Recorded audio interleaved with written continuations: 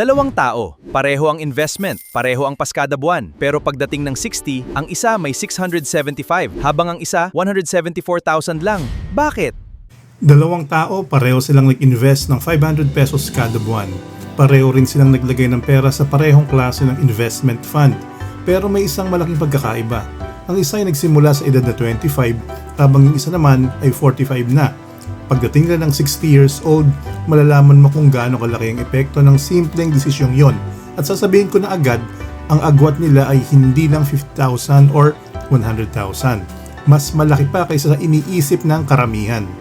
Marami ang naniniwala na kailangan munang magkaroon ng malaking sahod o malaking ipon bago ka makapag-invest.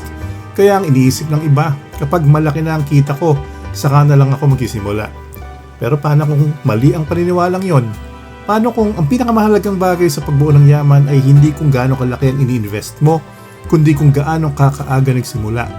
Kaya kung pakiramdam mo maliit lang ang 500 pesos o iniisip mong huli ka na para magsimula, panoorin mo muna ang buong video. Baka mabago nito ang paraan ng pagtingin mo sa pag-iipon at pag-i-invest. Para maintindihan kung bakit napakalaki ng magiging pagitan ng dalawang taong ito, kailangan muna nating maintindihan ang isang simpleng konsepto, compound interest. Sa madaling salita, kapag nag-invest ka, hindi lang ang pera mo ang kumikita, pati ang kinita ng pera mo ay nagsisimula ring kumita. At habang tumatagal, pati ang mga naunang kinita ay patuloy ding nadaragdagan. Isipin mo ang isang maliit na bola ng niebe na gumugulong pababa ng bundok. Sa umpisa halos wala kang mapapansin. Pero habang patuloy itong gumugulong, mas marami itong nadidikitan ng niebe. Lumalaki ito ng lumalaki hanggang sa mas mabilis na ang paglaki nito kaysa noong nagsisimula pa lang. Ganyan din ang compound interest. Sa video na ito, gagamit tayo ng 8% average annual return bilang halimbawa. Hindi ito garantisadong kikitain bawat taon at maaaring mas mataas o mas mababa depende sa investment at galaw ng market. Ginagamit lamang natin ito bilang illustration para mas madaling makita ang epekto ng oras. Sa mga unang taon, maaaring maliit lang ang mapansin mong paglago ng pera mo. Minsan nga parang halos walang nangyayari. Pero habang tumatagal, unti-unting bumibilis ang paglaki nito dahil hindi na lang ang original mong inilagay ang kumikita. Kasama na rin ang mga naunang tubo. Kaya sa investing, may isang bagay na mas mahalaga kaysa sa laki ng hulog mo. Oras. Ito ang dahilan kung bakit ang isang taong nagsimula ng mas maaga ay kadalasan may malaking advantage kahit pareho lang o minsan ay mas maliit pa ang kabuuang naihulog niya. Marami nagtatanong, magkano ba ang kailangan kong i-invest para yumaman? Pero mas mahalagang tanong ang madalas nating nakalimutan. Kailan ako dapat magsimula? At sa karamihan ng sitwasyon, ang pinakamagandang sagot ay sa lalong madaling panahon. Hindi dahil magic ang investing, kundi dahil binibigyan mo ng mas maraming taon ng pera mo para mag-compound. At ngayon, tingnan natin kung gaano kalaki ang nagiging epekto nito sa totoong halimbawa. Kilalanin natin si Person A at Person B. Pareho silang nag-invest ng 500 pesos kada buwan. Pareho silang naglagay ng pera sa parehong investment fund. At para maging patas ang paghahambing, pareho rin natin gagamitin ng 8% average annual return. Si Person A ay nagsimula mag-invest sa edad na 25. Tuloy-tuloy siyang naghulog hanggang 35 years old. Ibig sabihin, 10 taon lang siyang nagdagdag ng pera. Pagkatapos nun, huminto na siya sa paghuhulog. Pero hindi na ginalaw ang investment niya. Hinayaan lang niya itong manatili at lumago hanggang umabot siya ng 60 years old. Samantalang si Person B ay nagsimula lamang sa edad na 45. Mas huli siyang nagsimula. Ibig sabihin, 15 years siyang naghuhulog. Mas mahaba kaysa kay Person A. Kung iisipin, parang mas lamang si Person B. Mas matagal siya naghulog at mas maraming buwan siyang nagdagdag ng pera. Pero ito ang nakakagulat. Sa tingin mo, sino kaya ang mas malaking naipon pagdating ng edad na 60? Si Person A na 10 taon lang naghulog o si Person B na 15 taon tuloy-tuloy na nag-invest? Ang sagot ay maaaring kabaliktaran ng inaasahan ng karamihan. At ngayon ito na ang resulta at malamang hindi ito ang inaasahan ng karamihan. Si Person A na tumigil mag-invest sa edad na 35 ay umabot sa humigit kumulang 675,000 pesos pagdating ng 60 years old. At tandaan, wala na siyang idinagdag kahit piso matapos siyang tumigil. Hinayaan lang niyang lumago ang investment niya sa paglipas ng panahon.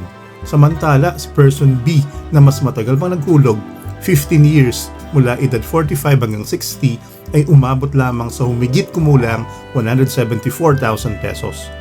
Oo, tama ang narinig mo. Si person A ay naghulog ng kabuuang 60,000 pesos lamang sa loob ng 10 taon. Si person B naman ay naghulog ng 90,000 pesos sa loob ng 15 taon. Mas marami ang inilabas na pera ni person B, pero mas malaki pa rin ang naging resulta ni person A. Halos 4 na beses ang lamang ng naipon niya. Paano nangyari yon? Isang salita ang sagot, oras. Ang perang inilagay ni person A nung 25 years old ay binigyan ng humigit kumulang 35 years na mag-compound. Samantala ang perang inilagay ni person B nung 45 years old ay humigit kumulang 15 years lang para lumago. At yun ang malaking pagkakaiba. Hindi ito laban kung sino ang mas malaki ang naihulog. Hindi rin ito laban kung sino ang mas matagal naghulog. Laban ito kung sino ang mas maagang nagsimula. Pag-isipan mo ito. Pagkatapos tumigil ni person A sa edad na 35, wala na siyang ginawang special. Hindi na siya nagdagdag ng pera. Hindi na niya hinabol ang investment niya. Ang oras na mismo nagtrabaho para sa kanya. Habang si person B, kahit mas masipag at mas matagal naghulog, nahuli na siya sa pinakamahalagang bagay, ang simula. Kaya sa investing, hindi pera ang pinakamalaking advantage, oras. Ngayon baka ang iniisip mo, saan naman ako magsisimula? Hindi ko sasabihin kung anong particular na platform o investment ang piliin mo. Mas mahalaga na alam mo kung ano ang dapat mong hanapin kaysa kabisaduhin ang pangalan ng isang kumpanya. Una, siguraduhin mo ang platform o investment na pipiliin mo ay rehistrado sa SEC o BSP, depende sa produkto. Kung wala itong tamang lisensya, huwag kang magpadala sa matatamis na pangako ng mataas na kita. Pangalawa, tingnan ng fees.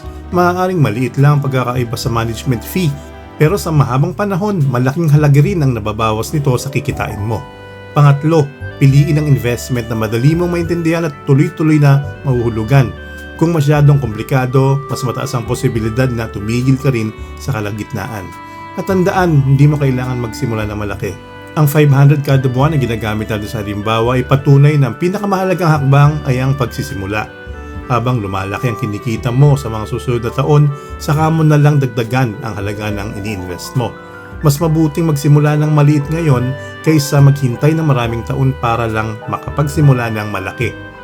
Sa investing, consistency ang mas mahalaga kaysa perfection. Kung ikaw naman ay nasa 40s o 50s, huwag mong isipin na huli na ang lahat. Hindi ka eksaktong katulad ni person B sa halimbawa natin.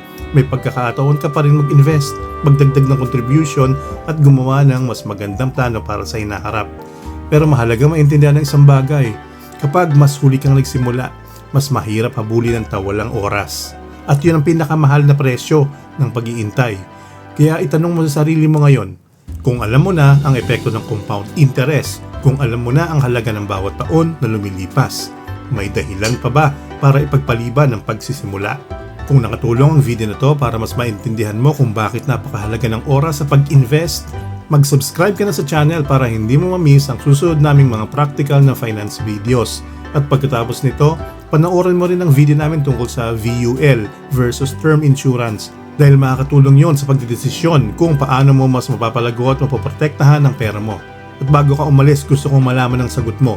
Ilang taon ka na ngayon at kung pwede kang bumalik sa nakaraan, anong edad ka sana nagsimula mag-invest?